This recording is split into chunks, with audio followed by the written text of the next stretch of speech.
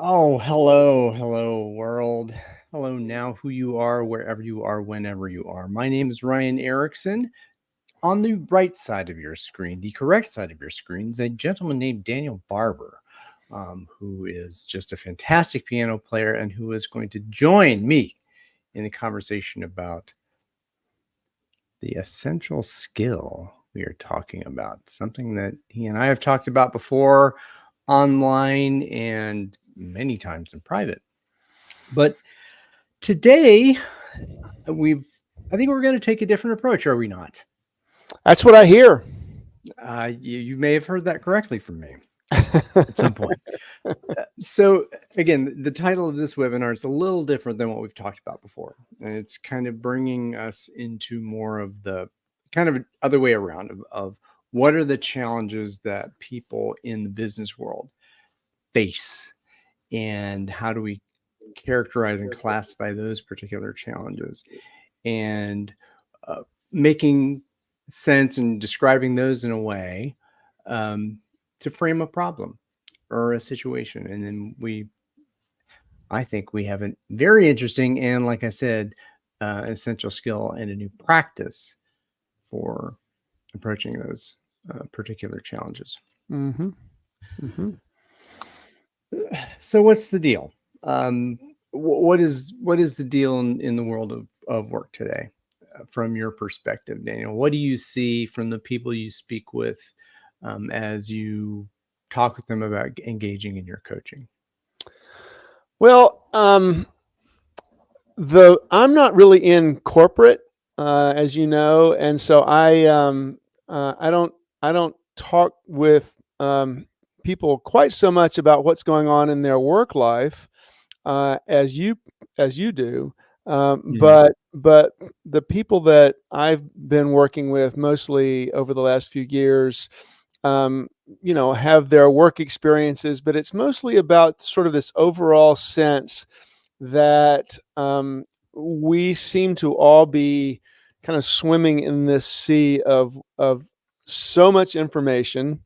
Mhm. We get so much stuff in the inbox and so many different things we could check out on YouTube or TV, and so many channels and so many there's just we have access to the world, Yeah. like, and this is like in the last, really, it's I was just saying to somebody else earlier today, I actually got onto the internet through my university computing center work in the mid 80s, but it's really been in the last 20-25 years that people have really kind of been going online. And so this is really super brand new for humans, and we're not really quite adapted yet for handling the massive amounts of information that we have access to on an ongoing basis. And of course, AI is just going to make that this is like everything is just exponentially increasing like crazy, right? And so this Well, challenge of how do we deal with all this stuff is deeply profound and new to us. yeah, well, Daniel, the world is just going to keep slowing down. It's going to get a lot simpler the farther we go. Right. Why would you think any differently? Because it just hasn't been that, since It just I keeps would getting remember. simpler and simpler, doesn't it? Simpler and simpler, and right, we're being sarcastic. It's 57 channels and nothing on. That was Bruce Nothing on. Springsteen back in the day, and it hasn't gotten any better. 500 channels to 8 billion or 2 billion channels, with each person on the internet talking about their own narratives and that kind of stuff. And Mhm. when folks in that sea of information get engaged in it, either personally or in a work place, there's the sense of, oh my gosh, there's too much to do. There's another email to deal with. There's another meeting that happens. Oh, there's something else with my boss. Oh God, I need a new job. Oh my God, my family's asking something of me. Oh, the insurance changed. Oh my God, the political landscape is horrible. The world's coming to crash. The Mm. planet's dying. All this information leads there's a sense, this hopelessness, right? and I can't do anything. I have no power. I have no influence. And it's just too much to bear. And I feel like I know nothing and can do nothing. And that it's the 180-degree opposite of the sense of mastery. Yeah, and even if we don't go to that place of believing that we're powerless or that we can't do anything, even if we do feel capable, we're still faced with this. Okay, well then, what do I do next? Like, how do I actually prioritize among all these things that like I've got all these things and they're all important. How do I even know how to process all of this in a way that I'm not just constantly feeling overwhelmed and stressed and kind of never caught up, and like how to do that. And our normal way of answering that question, as I see it in the working world and kind of the personal development world, is to try to find a way to organize and manage everything so that we can feel like we can manage reality, like we can have control of it, and we can have it in a coherent framework so that we can and I think of it sometimes, or I'll describe it as we're trying to turn unknowns into knowns. Like the more we can turn unknowns into knowns, then we'll have a handle on things, right? And we talk about it in terms of like figuring it out. It's like if I can figure this all out, then I can know how to move forward. And I think that is a mistaken and distorted approach anymore. It's a finite approach, right? It's that there is one answer, and I will find it. And because if things don't change, for sure, if there's a finite relationship between something, like between these keys on the keyboard and the processor and that stuff, that can be fixed. We can observe a problem, we can fix a problem with that. But engaging with things that are changing all the time, new information, even between you and me now in this moment, there's stuff going on in your head. There's stuff going on in my head about what are we going to talk about next? No, what am I going to play keyboard? Oh, I don't know if I'm going to do that. Maybe you're going to, and this narrative, all these options all the time. all the time. And so there's this, and every one of those options is an invitation. If you think about it, if you view it as that, well, either A, I'm going to react to everything. Pick me. Yeah. Oh yeah. Pick me. And or I'm going to react, and or there's a way. So asking some questions and opening some space when you get that stimulus and that invitation, how do you respond? Right. And what are the skills that each of us as human beings need to develop into a practice that allow us and grant us more capability to respond instead of just reacting to the inbox, reacting to the meeting request from my boss, reacting to the phone call, reacting to this text, reacting to, Facebook telling me I have 50 notifications. So this is the hint into the skills. There are skills that can help engage in that space, and these are. You came to some realizations about that, and I'm wondering if you would want to ease us into that particular topic. Sure. Yeah, it's like if we think about the things that you're talking about there in terms of like how would I manage all that stuff if it's not about managing it? Like how can I do this? I did a few years ago. I came up with this thought that there is an essential skill that we all really need to learn. And when it occurred to me, it was a surprise how obvious it seemed to me when it occurred to me, and also the fact that I had never heard anybody say this before. And it is that the essential skill we need is to be able to navigate the unknown and uncertainty with mastery. To be able to navigate the unknown and the unknowable with mastery. If we can do that, then we can navigate life. Because life is ultimately, regardless of how much we understand it, or we think we understand it, there are things that are going to happen that we cannot predict and that we can never really know. Like, I can't know what you're thinking right now. I mean, I might have some ideas.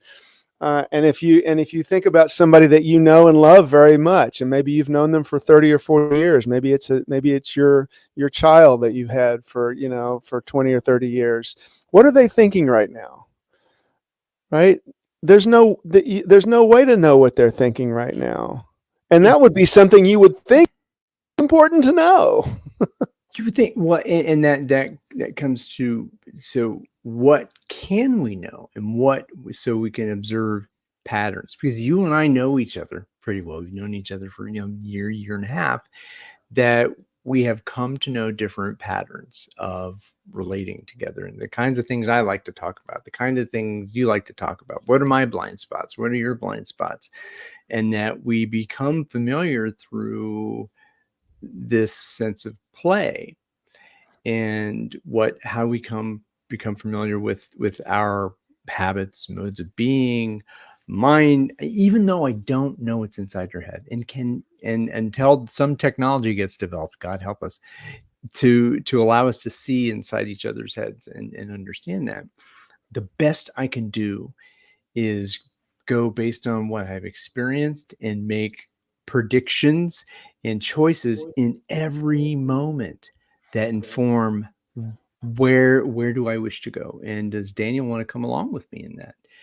And in our discussion the other day, there's a kind of person in this world who faces that in their job every day, and experiences joy in facing that uncertainty, and is completely tuned into a kind of gaining mastery in that. And it is their job to perform, and it is their job to get better and use their skills, and their skills of their techniques to engage with the unknown, the unpredictable, or slightly predictable, because there's some light frames around rules of a game to play, and to approach that play and those rules with this flowing capability to be calm in the moment, to be energized in the moment. And those people, they're musicians. Think about it, right? I mean, again, I'm flipping the thing behind, but that's, if we think about that, what if that Well, not just there could, musicians, well, because yeah, of course, it's only music. a lot of musicians don't do this, right? So there's, and then we're talking a little bit more about the skill that you've developed into your practice and in your teaching. So, well, of course, is there any other musician than a jazz musician? Of course, no. But yeah, but that's what we were talking about. Someone who practices their instrument, who knows all the scales, all the notes, or more and more and more, knows the songbook, knows the rules of the game, and can perform with a sense of engaging with that uncertainty with joy.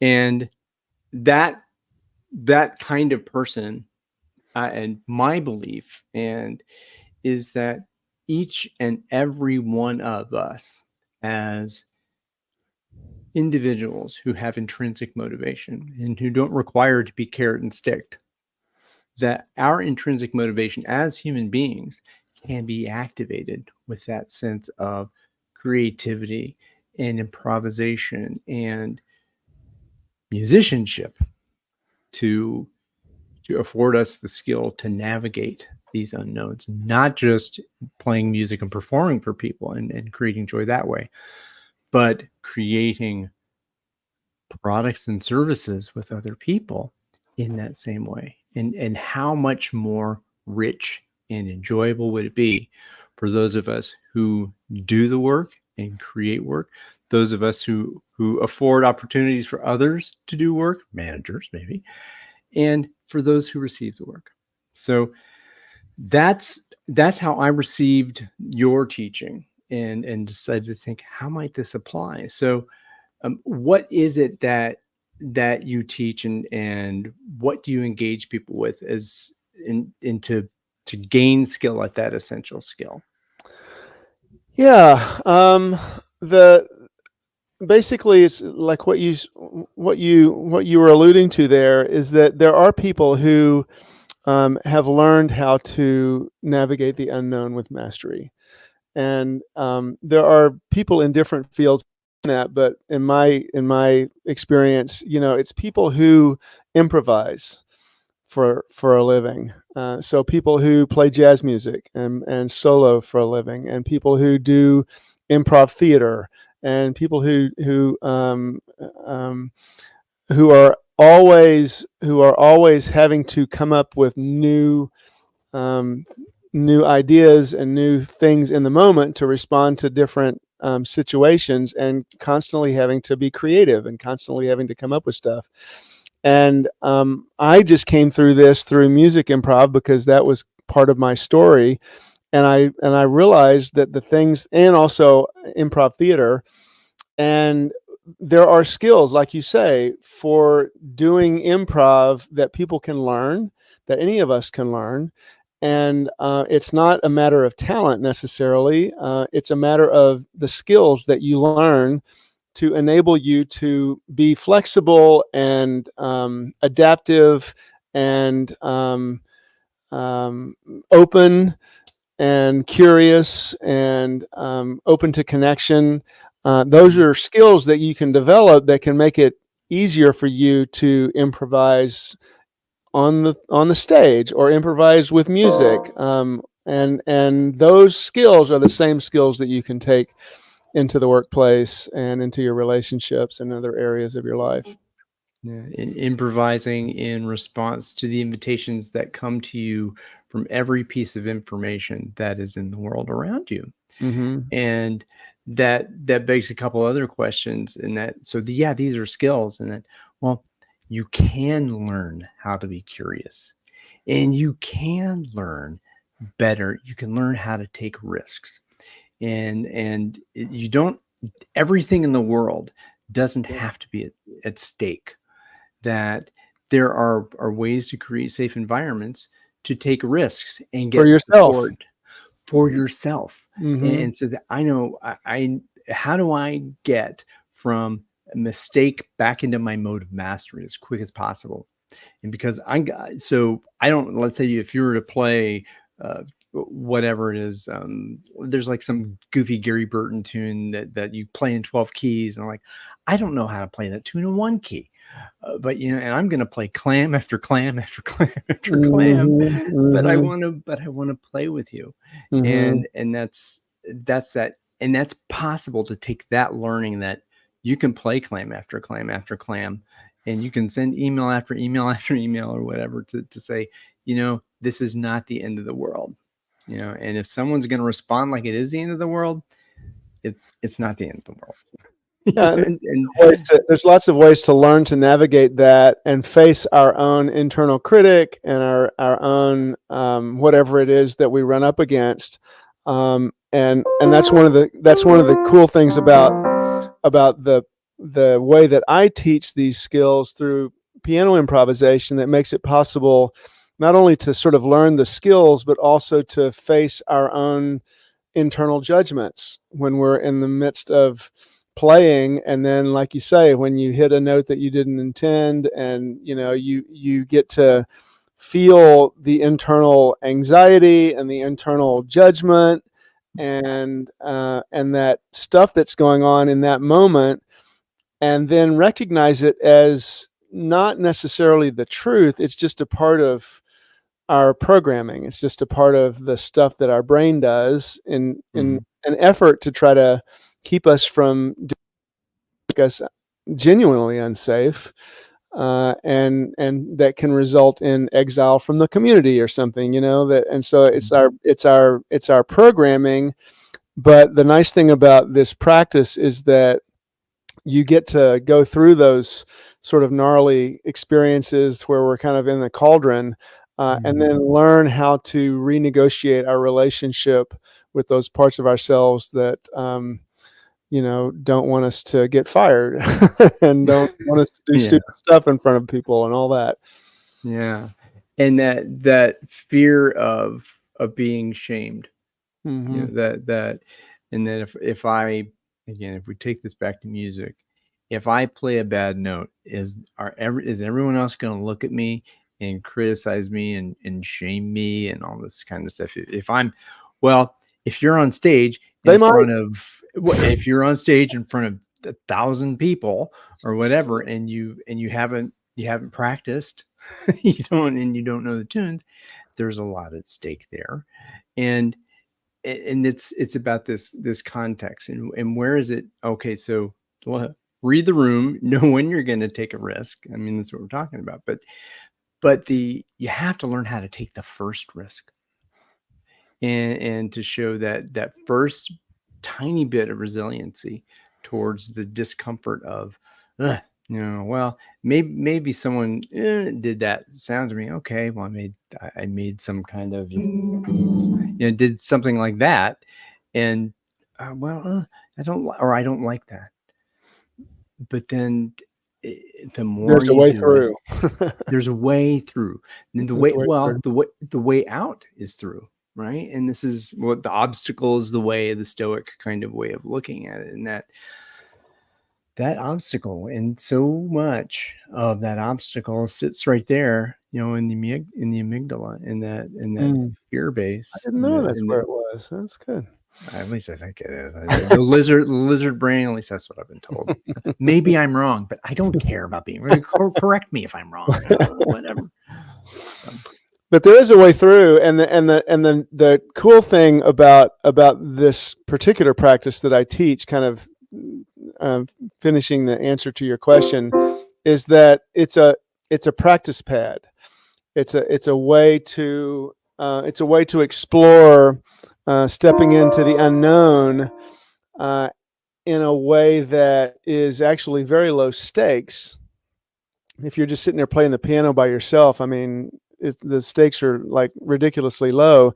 But even so, it's surprising how much stuff can come up when we play a piano, just because of all the things that so many of us associate with playing the piano. And so there's mhm. this practice pad and kind of a learning lab for stepping into your own brain and stepping into the way that your brain responds to stuff, and noticing what comes up when you're playing along. When we hear something that we wouldn't sometimes want to be hearing, and all of a sudden, like, go, no, no, no, and then look at ways to, through this practice that I help people through, some of the tools that I teach, help to renegotiate that relationship, so that, like you said, when you play a note that you didn't intend,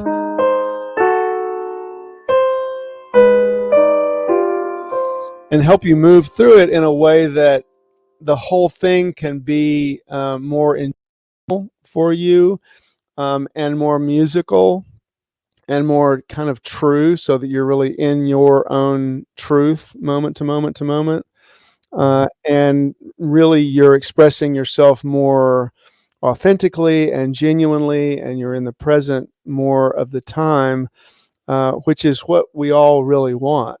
We all really just want to be ourselves and to bring the best of who we are to every circumstance. And I think that's a great place to go into the foundational questions. Hmm. Hmm. Yeah, because Okay. that's this essential skill is navigating complexity with mastery.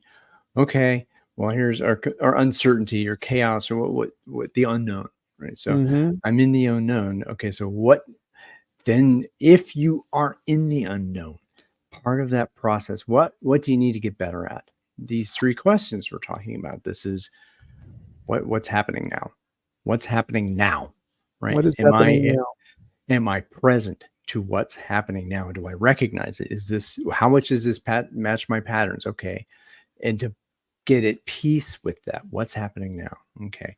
And as soon as you can orient yourself to that with practice, sensing into the now.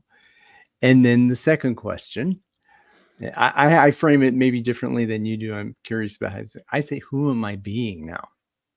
Right? Who am I? Who am I now? Who am I being now? Okay, this is my context. I'm in this room. I'm in this meeting. This is happening. Okay, all right. So I'm as I get to that more quickly through practice. Okay, what's happening now? Who am I? Who am I being now? What do I do now? And giving yourself space to say, what? How do I take action? What is the process? What do I know about this now that's happening? And what do I know about this me that I'm being? And what skills do I have at my ready that I have practiced into being by evidencing them through, again, whatever that is, my coding on the keyboard, or whether it's my making a sales call, or whatever that is. And we take it down again to this level in music, but okay, so what's happening now? All right, who am I being now? And what do I do now? And that goes faster and faster and faster the more you practice it. And then the doing and the being and the sensing, the knowing, the doing, all that stuff, it begins to have this matrix. If we've seen the matrix, you can't see all you see when you first look at it is just ones and zeros and green going up and down. But the more you look at it, the more you can see the patterns, the more you know how to read that, the more peace you get with it, and the more in the groove you get with it, and the more in the flow you get with it. And those three questions, man, I guess I'd say the better you ask them, but the facility with which you ask and answer those questions, I think, and the way I feel about it, those are the mechanics of this skill, right? Those are the patterns of the skill. I don't know how you frame it, but Yeah, I think of it that what you're describing, what I'm hearing and what you're describing is that the more practice you get with those three questions, then you develop a facility of asking those questions and responding to those questions, and you learn things and you learn patterns, and I sort of put that at a level 2 kind of thing. It's like, yes, I do think that is how we learn naturally. That's that we learn as children, is by engaging in stuff. And then we start noticing stuff. When we're really engaged and present with things, we start noticing it. And it's like, oh, son of a gun, if I pick this thing up, it's kind of has this lightness to it. And then the next time I look at it, I have an experience of it. And I know how heavy I kind of have an expectation for how heavy it's going to be and what it's going to feel like. And so the more experiences we have, then we develop memories and learning that way. But I think there's an experience before that that is a little bit more primordial, which comes from a little bit more of a place of naivete, childlikeness or something, which is to just really allow the present to be exactly as it is right now, and to kind of let go of the things that I think I know and just go, okay, well, here's this piano in front of me. I'm on this live stream. I don't know who I'm talking to, but I can hit some of these notes and make some sounds, and then all I need to do really is to go, who am I now, or who am I being now? And I'm being someone who's curious about what I might play next. So that's who I am right now, is somebody who's curious about what I might play next. and then make a decision about what to do next. And there's something in me that's sort of saying, play something up here. So, it's just sort of, that's what I felt drawn to play just then. And then when you play it, that's what's happening now. And now how do I feel after that? And it's like, I kind of want to do this.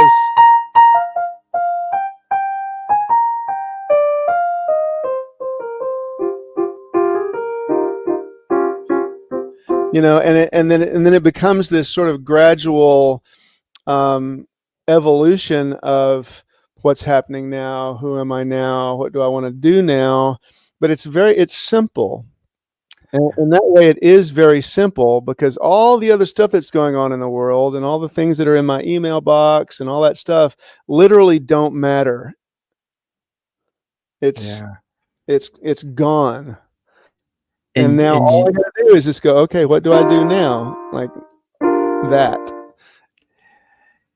And I think this also goes into, well, what's the vocabulary I'm invoking to do that?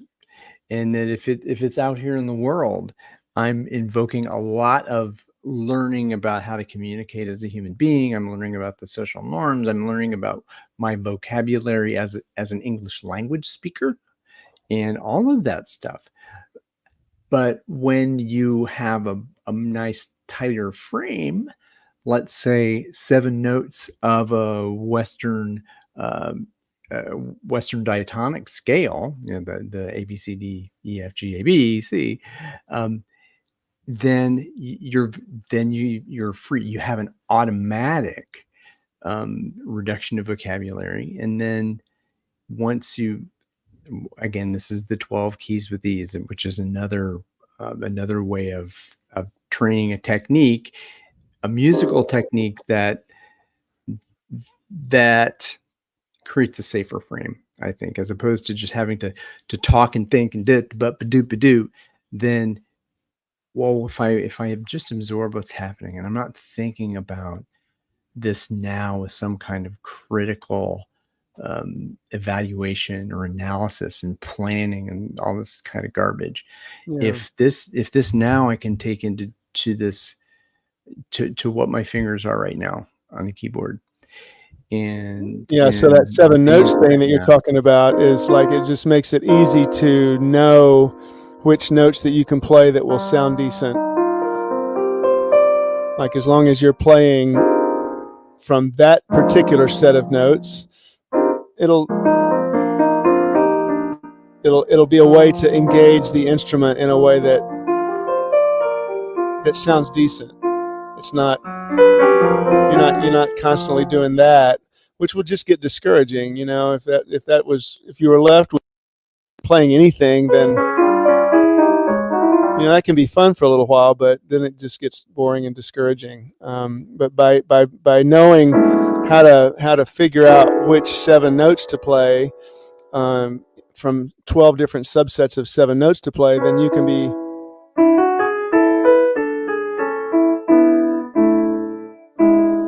can be playing interesting, engaging music without having to know much at all, and then that starts to get super fun. Then it can become this practice pad we're talking about.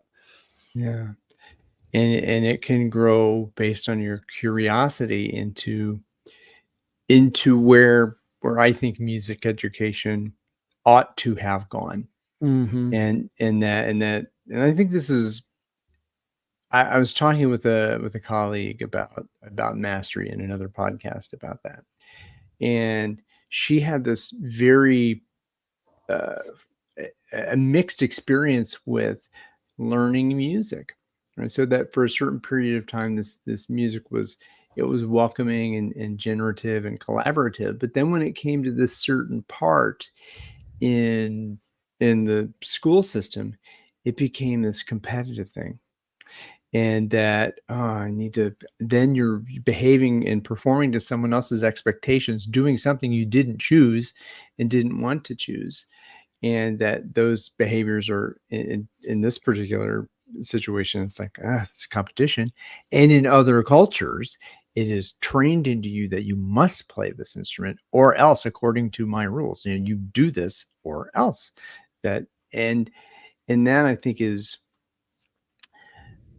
a that it doesn't inspire curiosity, and it takes away that sense of hopefulness and joy and wonder Mm-hmm. that I think in this practice, coming back into it, I mean, the lesson is that even if you have had a musical experience in your life, that coming back to improvisation and believing, yes, I can improvise and it can sound good.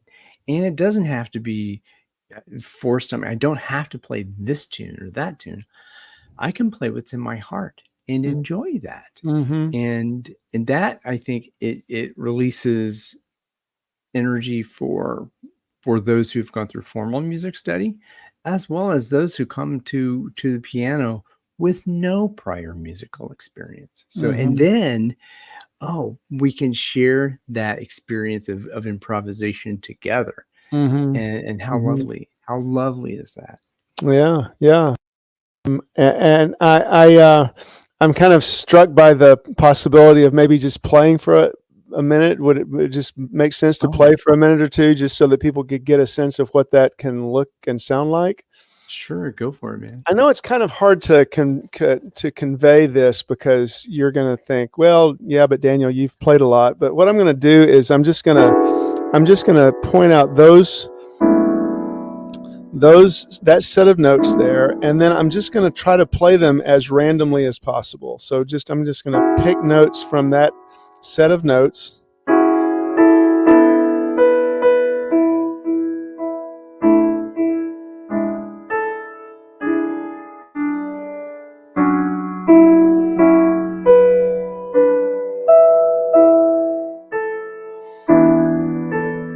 And so if you can type,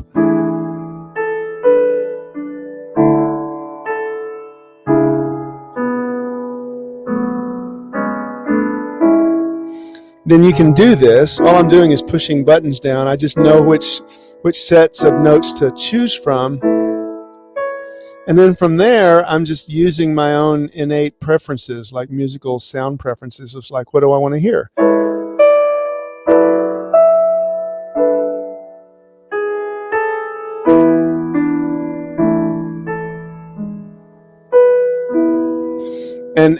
And from there, you get to explore as if you were a 5-year-old. And it's like you're playing one of those pentatonic instruments, like one of those drums that has different tones on it, and any of the notes that you play will sound good. And so then that encourages you to go ahead and play it, because whatever you play is going to sound good. And the 12 keys with thing that Ryan mentioned earlier, is the way to make that process easy on the piano. You can learn it in like an hour, how to pick out the 7 different subsets, and then you're off and running and playing. Yeah, and I can't stress enough about that. The more you play every day, even if it's just one set of those 7 notes for a week, no black keys, nothing, just worrying about only these 7 notes, you know, Yeah, you can just play and the white notes. Mm-hmm. yeah, and getting to, okay, so I can improvise with that. You can improvise with one note. With 2 you could experiment with how 2 notes sound together. It's like, yeah.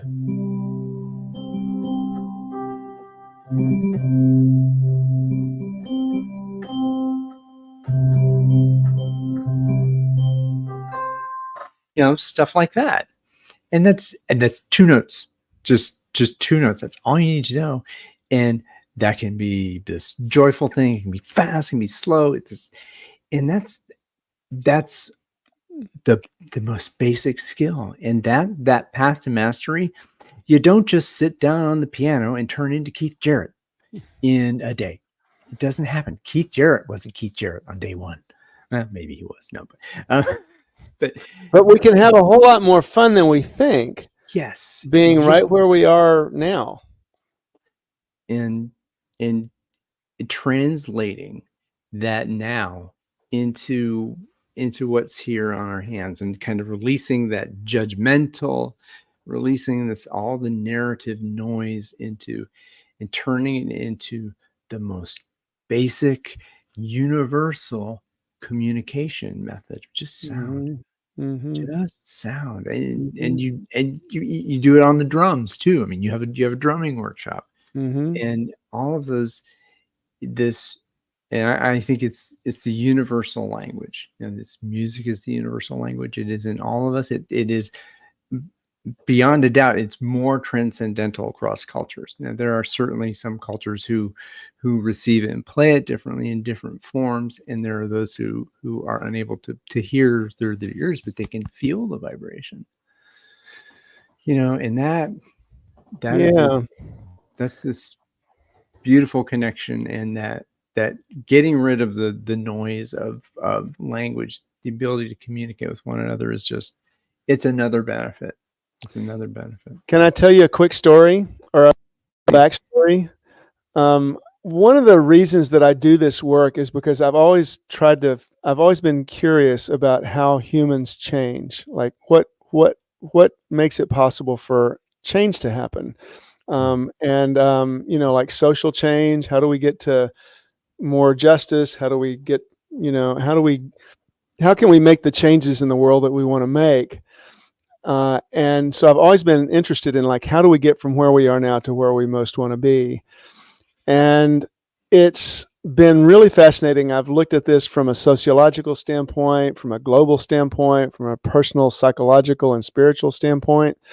And one of the reasons that I chose this particular methodology is because it is so accessible. Anybody can play a piano.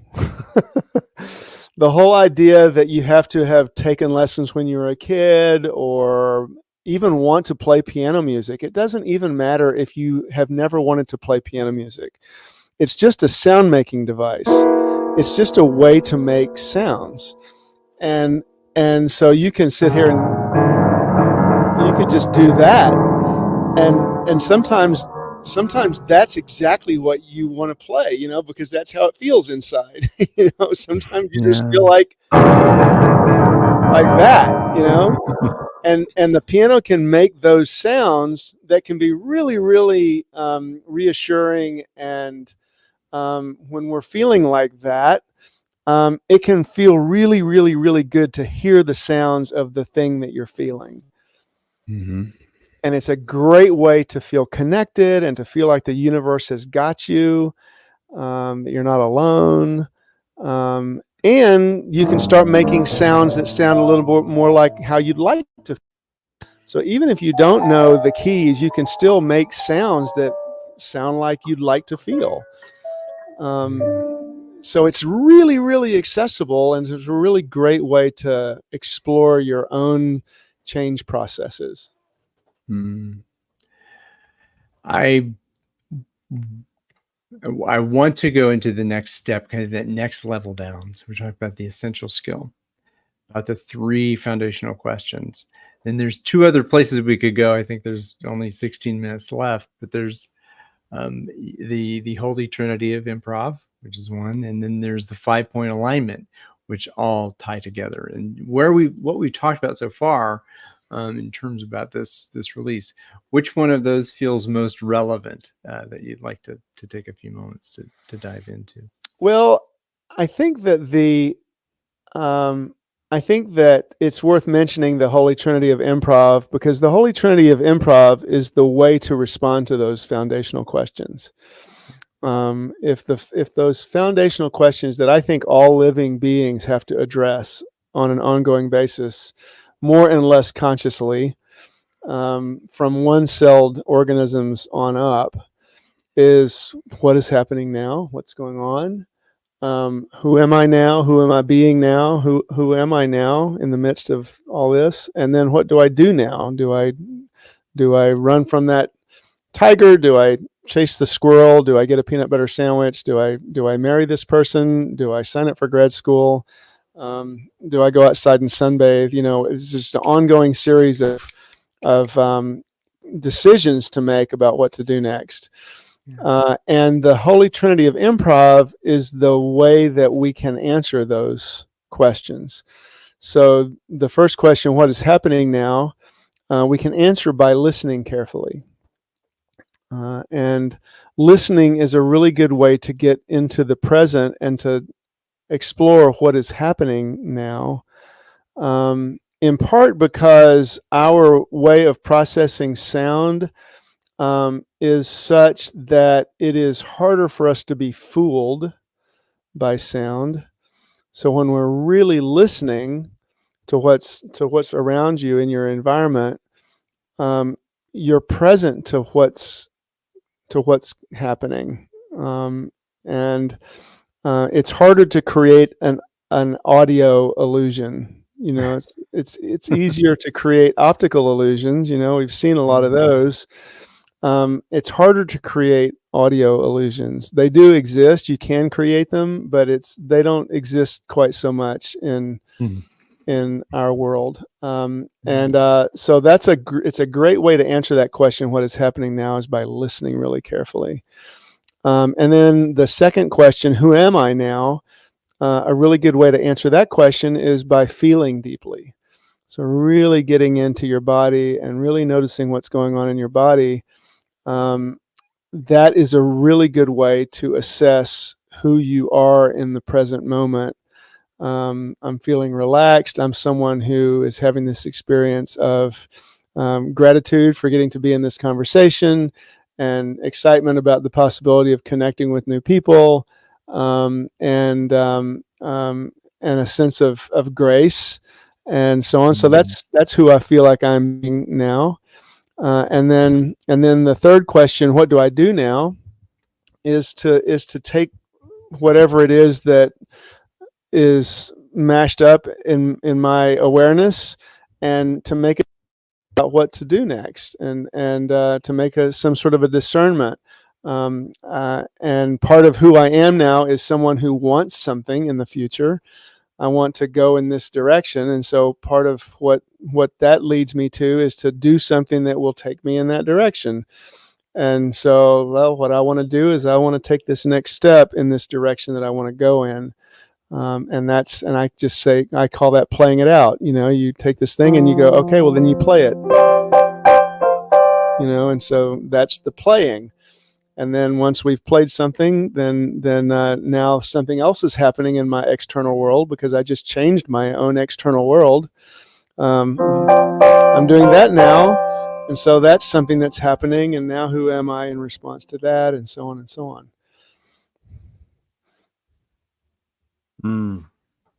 Wow. Well, as I type these things in for the next time, realizing that I will play them back when you play back, or when I play back later. So yeah. So what's happening now? Listen deeply. Who am I being now? Listen carefully. Feel deeply. What do I do now? You play it out.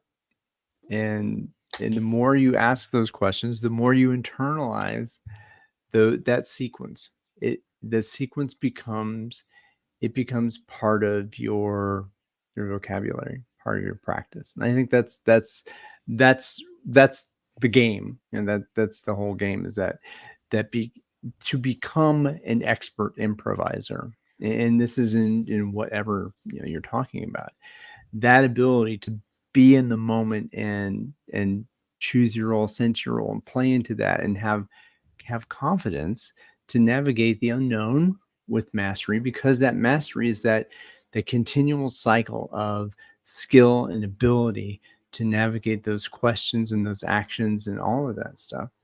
And this is, that's the simple, that we can write that out, and put it in the post on LinkedIn or Facebook, and you can read that for sure and get some value from it. But where the real rubber meets the road is having some guidance and support in that, which is where programs that you offer and the coaching that you offer, and then that I would offer to folks who don't want to do that on the piano, there's a way to do that and to get guidance and support and help and a community of people in Vibe Tribe, which is another thing we hadn't yet mentioned, but there's a whole offering that supports these concepts and skills, and there's even more. I talked about the 5-point alignment, and then there's a 7-point tune-up, right? I mean, there's all of these different ways, and you can call them framework, I guess, in that, but it's the more you know the rules of those games and and to really just how best do I say it? It's a practice. Practice, man. How do you get to Carnegie Hall? Practice, man. and that's it. Yeah, it's a practice in learning how to navigate the piano, and a practice in learning how to navigate your own responses and your own internal programming. And so the piano is really just a place to go. I think of it sometimes as a mirror, a sonic mirror. You're basically just going to the piano to explore yourself, and the piano just reflects back what you give it. And so then you get to notice your own internal processes, and that's where the is, when you can notice how you respond to things, and then make decisions to do some of those things differently in ways that work out better. And if it works out better at the piano, then you can go, maybe I could try this at work. And if it goes south at the piano, then you can notice what you did at the piano that sort of didn't work out real well, and go, I wonder if I do that at work, and maybe I could reevaluate that kind of approach too. So it's a fun little practice pad. Yeah. Wow. And we are at 51 minutes into the hour, and we barely touched the surface.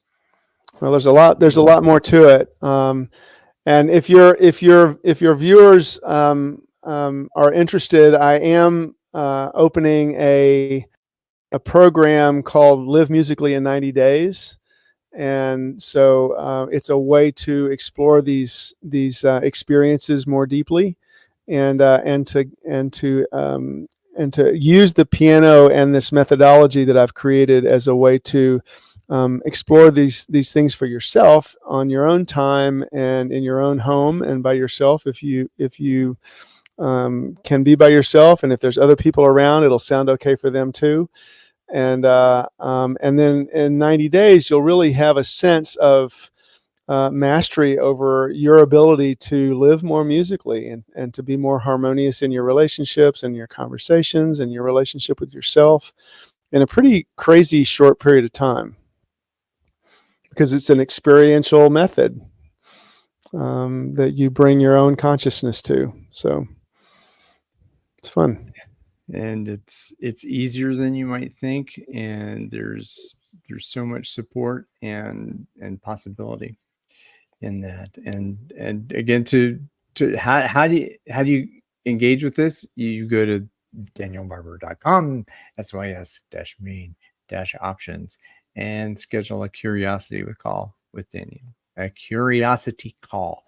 Easy for you to say. Easy. It's not. It is easy for me to say, or it may have been easier for me to say.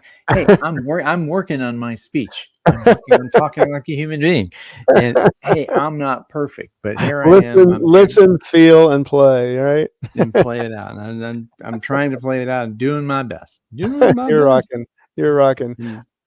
I really my appreciate best wasn't good enough.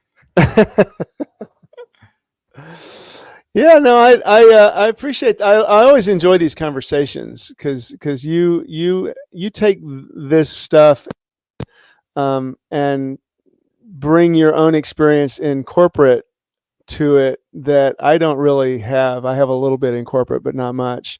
And you have a lot of experience in that world, and you, I think, have some ideas for how you can bring this work to that environment. Yeah, I'm excited that you're doing that. Yeah, and earlier you talked about personal development, that's been the not monument, but the podium you've been standing on, this way of engaging with people.